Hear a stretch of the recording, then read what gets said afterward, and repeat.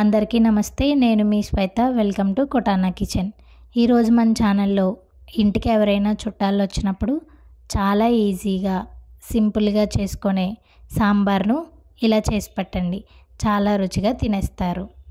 ముందుగా ఒక గిన్నె తీసుకొని 1 కప్పు కందిపప్పును వేసి నీళ్లు పోసి 2-3 సార్లు బాగా వాష్ చేసుకోవాలి. ఇలా వాష్ చేసుకున్న తర్వాత ఇందులోకి 2 కప్పులు నీళ్లు పోసి ఒక అరగంట పాటు నానబెట్టుకోవాలి. ఇలా నానబెట్టుకోవడం వల్ల పప్పు త్వరగా ఉడుకుతుంది. మరొక గిన్నె తీసుకొని పెద్ద నిమ్మకాయ సైజు అంత చింతపండును వేసి నీళ్లు పోసి ఒక 10 నిమిషాలు నానబెట్టుకోవాలి.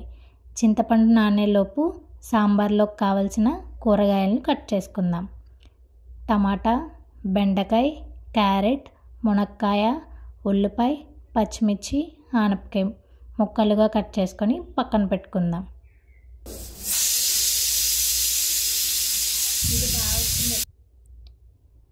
ఇలా విజిల్స్ వచ్చిన తర్వాత స్టవ్ ఆఫ్ చేసుకొని ఆవిరిపోయిన తర్వాత మూత తీసి పప్పును పప్పు గుత్తితో లేదా గరిటెతో బాగా మెత్తగా మెదుపుకోవాలి.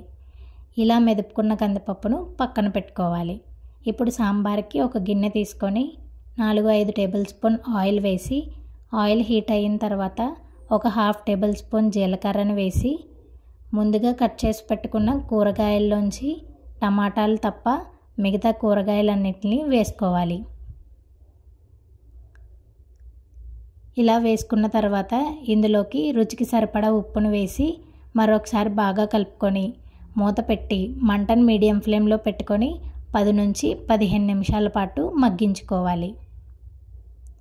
ఇలా మగ్గిన తర్వాత ఇందులోకి కట్ చేసి పెట్టుకున్న టమాటా ముక్కలను కూడా వేసుకొని బాగా కలుపుకొని మూత పెట్టి మరో 10 నిమిషాల పాటు మగ్గించుకోవాలి.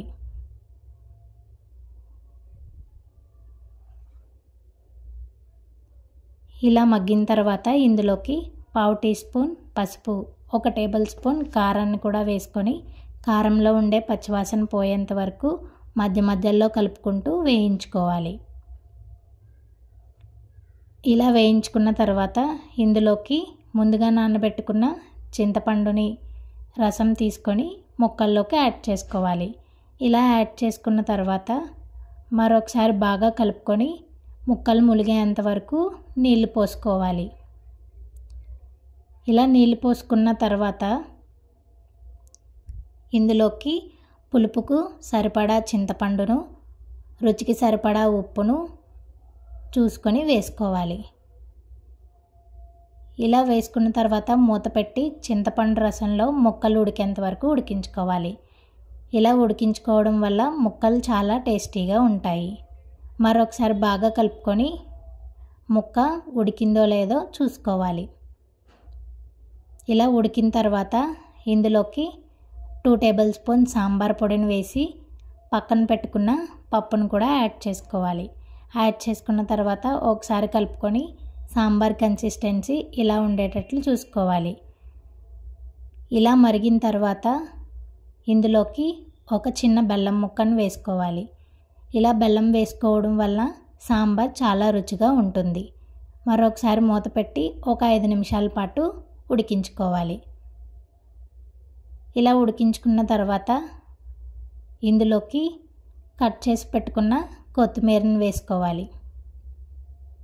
ఇలా కొత్తిమీర వేసుకున్న తర్వాత స్టవ్ ఆఫ్ చేసుకొని ఇప్పుడు తాలింపు కోసం వేరొక గిన్నె తీసుకొని 4 లేదా 5 టేబుల్ స్పూన్ ఆయిల్ వేసి ఆయిల్ హీట్ అయిన తర్వాత 5-6 వెల్లుల్లి, 1 టేబుల్ స్పూన్ జీలకర్ర, 1 టేబుల్ స్పూన్ ఆవాలు, 3 లేదా 4 ఎండుమిర్చి, కొంచెం కరివేపాకు, అలాగే 1/2 టీ స్పూన్ ఇంగువను కూడా యాడ్ చేసుకోవాలి. ఇంగువ వేసుకోవడం వల్ల సాంబార్ సువాసన చాలా బాగుంటుంది. ఇలా తాలింపును వేయించుకున్న తర్వాత పక్కన పెట్టుకున్న సాంబార్లోకి యాడ్ చేసుకోవాలి.